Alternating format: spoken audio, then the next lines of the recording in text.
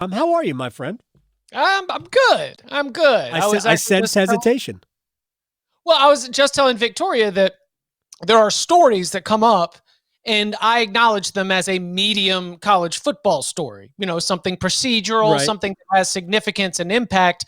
But in the larger sports world, it's like, okay, Chip will inform us about that when it becomes relevant. But when the NBA is on the All-Star break, when the NFL is in a Super Bowl hangover, when Major League Baseball hasn't gotten going, Adam, a lot of people want to talk about this playoff when you're talking about trying to get through, a full hour of sports content on 24-hour-a-day sports networks. But it's something I have been thinking about for about the last 3 weeks. I've written about it a lot at CBSSports.com. We've talked about it a lot on the Cover 3 podcast. And so I'm always happy to be of service to the Inquirer.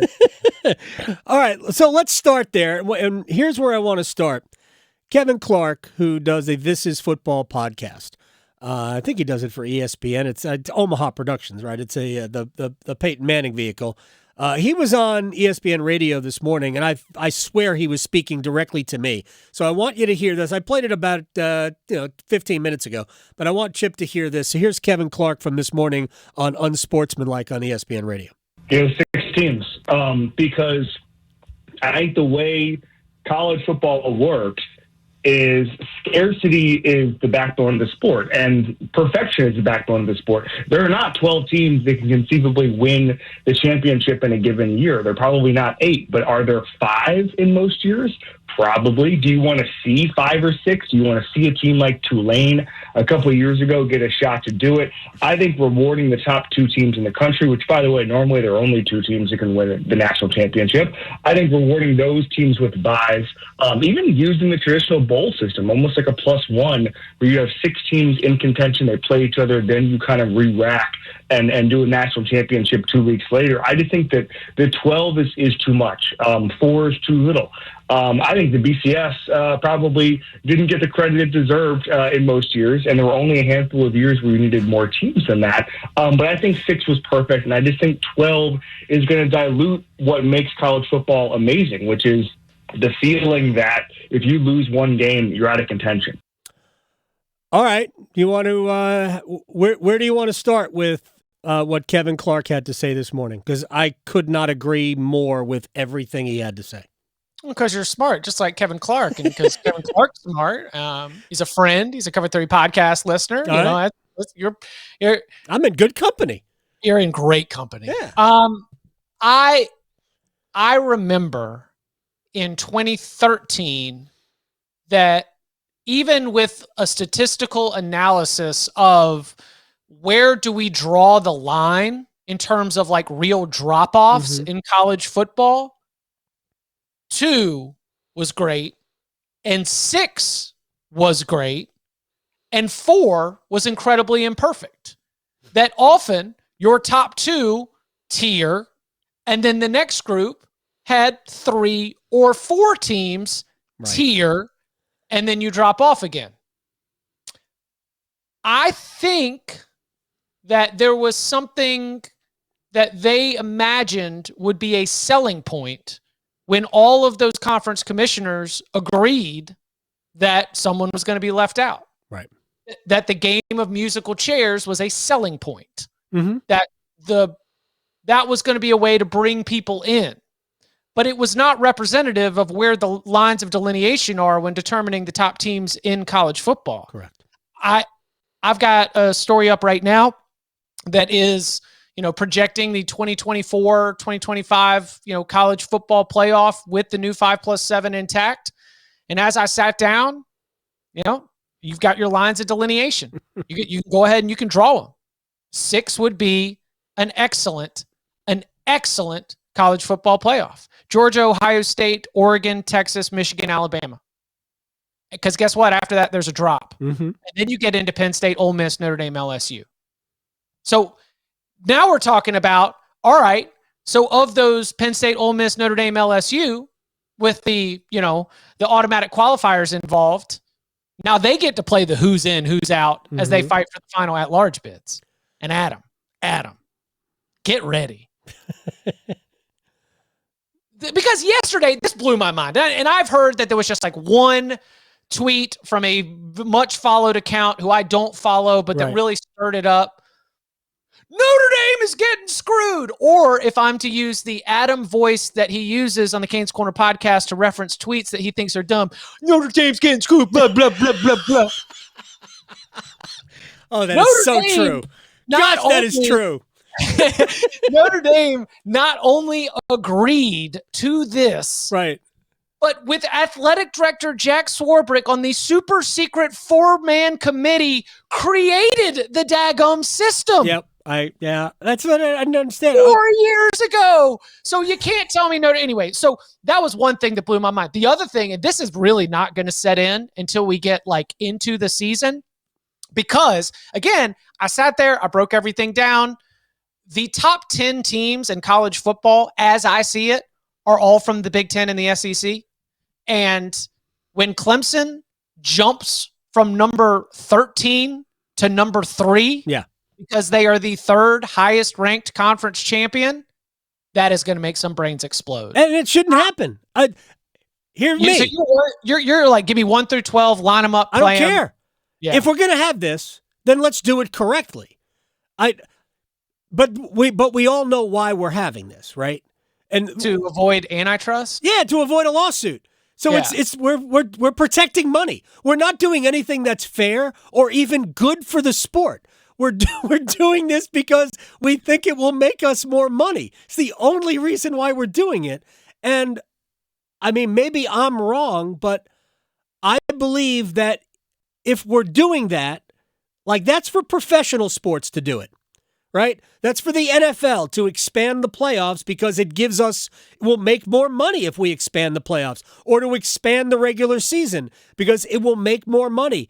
To a certain extent, that money should filter down to the players. Doesn't always work in the NFL even, but theoretically it should. I guess that whole trickle-down thing maybe doesn't work. I don't know. It's another topic of conversation, Chip. But the pro level, I get it. But at the college level, even though we're about to head into an era where college athletes are going to be on the employee roll, because that's coming, because nobody's got any vision in intercollegiate athletics and hasn't had it for 20 years. I don't understand. Everything we're doing with the playoff is simply to avoid a lawsuit. There's no reason for a fifth. Right? We have the autonomy 4 while the ACC is still alive. Could be 3. We're going to get to that topic in a sec. I don't think the Big 12 is playing the same game, no matter what happens. I understand, but at least it doesn't appear that anybody is coming for their schools right now, right? Oh, correct. The ACC is definitely, based on what happened Friday, has definitely opened themselves up to a much sooner end game than the Big 12. And maybe it all ends at the same time, to be honest. But right now there are 4 major conferences in college football. The only reason that we have a 5+7 model is so the group of 5 leagues won't sue. That's the only reason why we have it, because let's be fair or be honest about it. The chance that the champion of the group of 5 is in the top 12 of teams in the country, honestly, I don't know, 1 in 3, 1 in 4, 1 in 5, 1 in 6. Well, the real interesting thing, because of one of the many different ways I've cut this up, most of the schools who have gotten the New Year's 6 bid, because that's essentially what we did, is we were inviting the New Year's 6 bid into the college football playoff, where they will, to your point, almost always be the 12 seed. Yeah. And the only year that they would have been the 11 seed is when it was an undefeated Houston team. Right. And they're now in the Big 12. There was that year where UCF was there and they're in the Big 12. Okay, well, what about Cincinnati? They got the group. Oh, now they're in the Big 12. They got into the playoff and got smoked. No, it was 24-6. Okay. Yeah, I watched the game. That was not competitive. Eyes said Cincinnati will not touch pay dirt or cross the goal line once unless it is backwards for a safety. Right. Yes, I understand what you're saying. But they got smoked. That's the thing that makes it a little bit intriguing, is that these programs that had that kind of maybe even we are jumping up and we're a 10 or a 9 seed. Like Right. it is always going to be the 12 seed, and it's going to be Liberty or Tulane. I mean, it might have been SMU, but now SMU's in the ACC. But I will say that for the ACC standpoint and from the Big 12 standpoint, I am glad that in this 2 years, which by the way, also remember, we do not have a college football playoff in place for 2026 and beyond. Right, because we don't have a television deal yet, because when we spoke about it last week, that apparently is not a deal yet. What? Nothing's been signed. Unbelievable. Have they reached out to agents representing the college football playoffs financial interests? Yes. But the conference commissioners have not agreed to any television deal or to any kind of format, and the negotiations are cutthroat, where the SEC and the Big Ten, they come out and like, we want 4 automatic bids. Right. And everyone's like, what? Yeah. What are you talking about? And I think that is like, because they have all the leverage, they ask for everything, and then what are they going to be left with? 2 automatic bids, right? Like they are going to have double the number of automatic bids of any other conference. I think this is a test kitchen. We are in a 2-year test kitchen. I agree with you. I think it's going to go to 16. Mm-hmm. I don't think we're going to have buys. And I believe that creating more access for the SEC and the Big Ten will be the driving factor of being able to expand to 16, because the thought will be that those will be filled. Now, for our 2 years, as we're sitting here in these 2 years, it does make the conference championship game for the ACC and the Big 12 a do or die type scenario. Probably does. No question.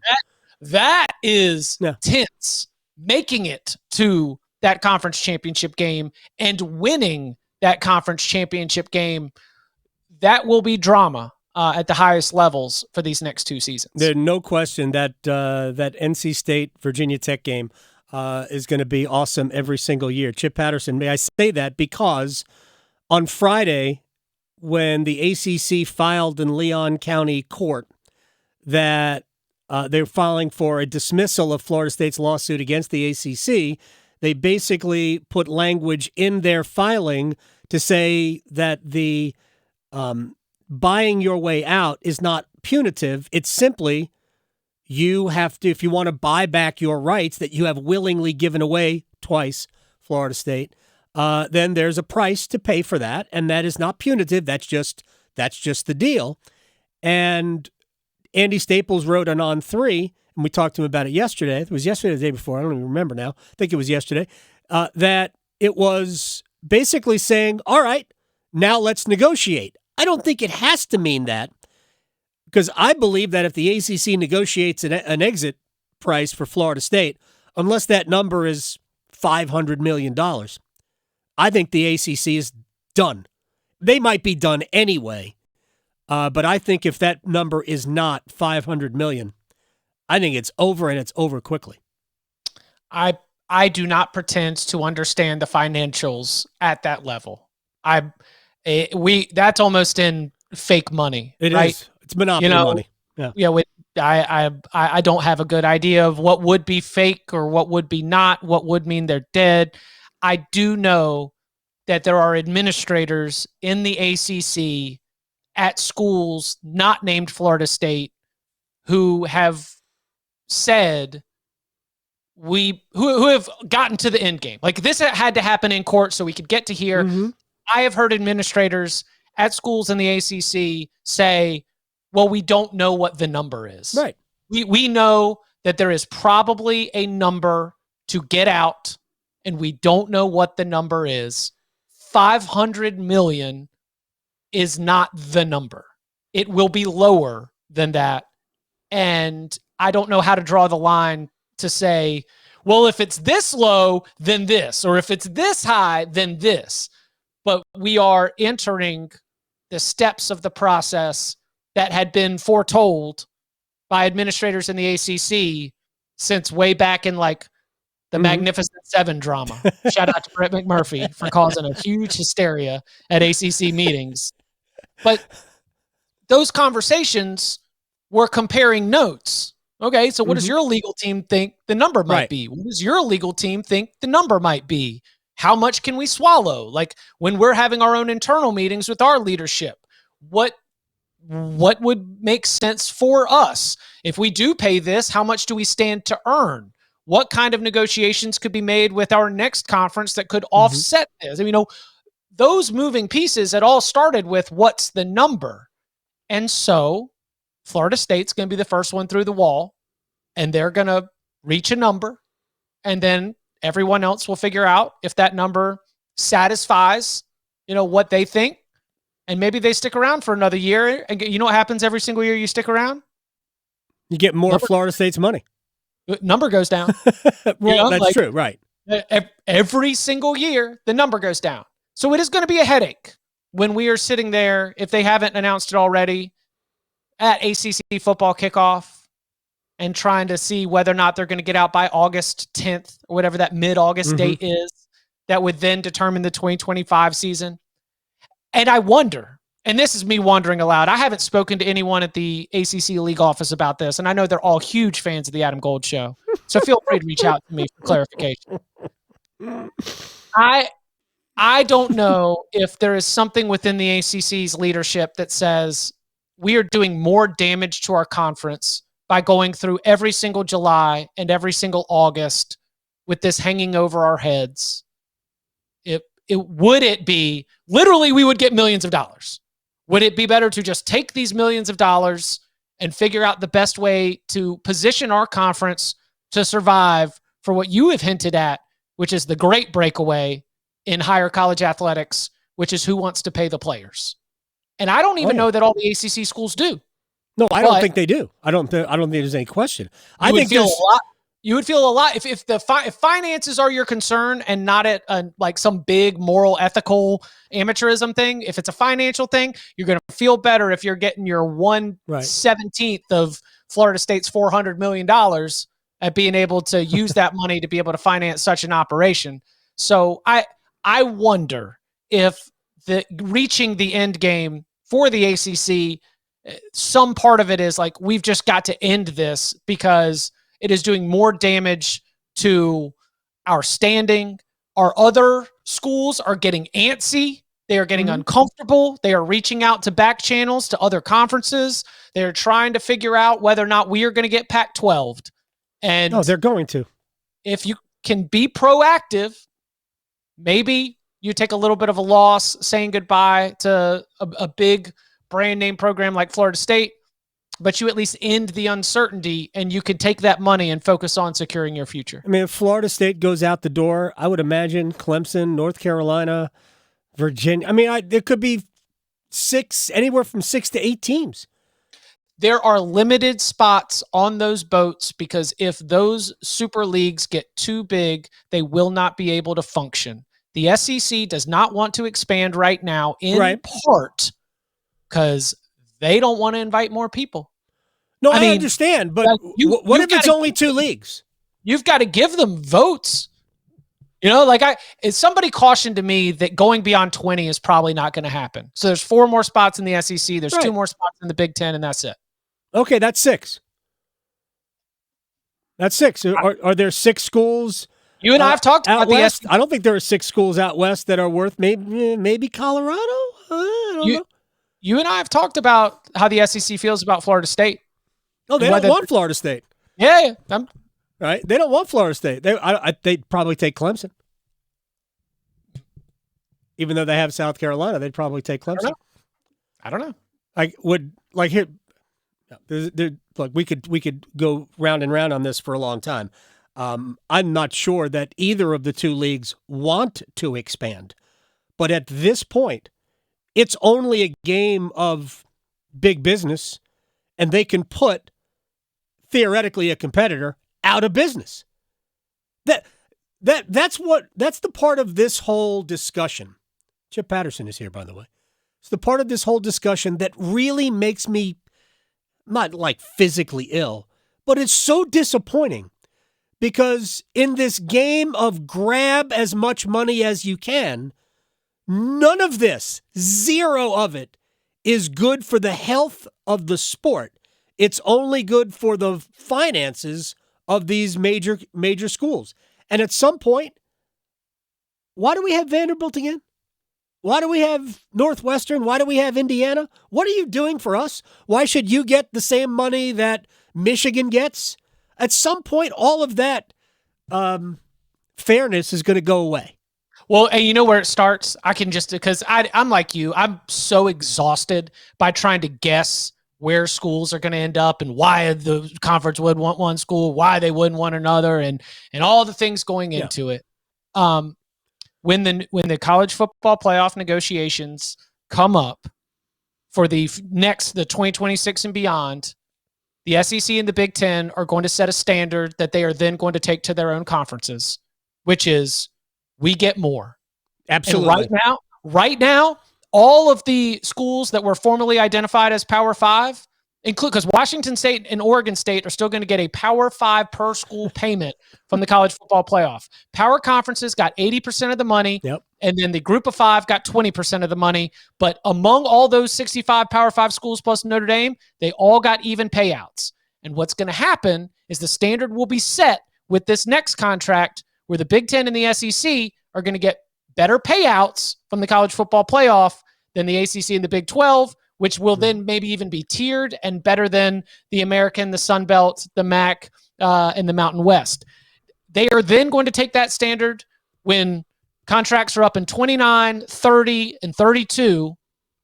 When those contracts come up, they are going to say that to those schools that are not bringing as much value. And that will be the new standards that's set. All right, we have to close here. And this has been, look, you and I could have this conversation forever. I love talking to you about these things because you're super smart and you make me sound better. But work with me on this. Here's where my head is at. We have like 5 leagues, all with, let's just say 12 teams. We call one the Premier League, one Serie A, one La Liga, one Bundesliga, and one Ligue 1. Actually, the French league sucks. League. Exactly. MLS. Maybe not. I don't. That's where I think we're headed. I think we're headed for just a Super League. And I'm sorry if you can't pull your weight on the field. Sorry, Vanderbilt. Sorry, Northwestern. Sorry, Indiana. Then you got to go. That's where I think we're headed. The college football playoff as a Champions League model, I would actually be okay with, where you got your domestic league, which is trying to win your conference. And then if you do, then you get put into this other, boat where you get to play against the other best teams. If the Super League just ends up being like a Champions League model, then I think that'd be a cool way to talk about college football. But let's do it. I don't think that's what's going to happen. And ACC is kind of like a league or a Bundesliga. Right, you walk in. It's more League on. Well, it's just no. Clemson, Florida State, Miami, and I know Miami hasn't been running hot, but at least it's more like League on. I'm sorry. Leverkusen type situation, no, it's League on. Unfortunately, it's League on. It's League on. And different teams take turns on who gets to be PSG. That's right. That's it. Yeah. Florida State gets to be PSG. And then they trade it to Clemson, and then Clemson hands it back to Florida State, and then maybe Clemson takes it back this year with the star-studded defense. There is an argument about Bundesliga, but right now I think it's League on. Chip, you're the best, man. I appreciate your time. Sounds good. Y'all be well.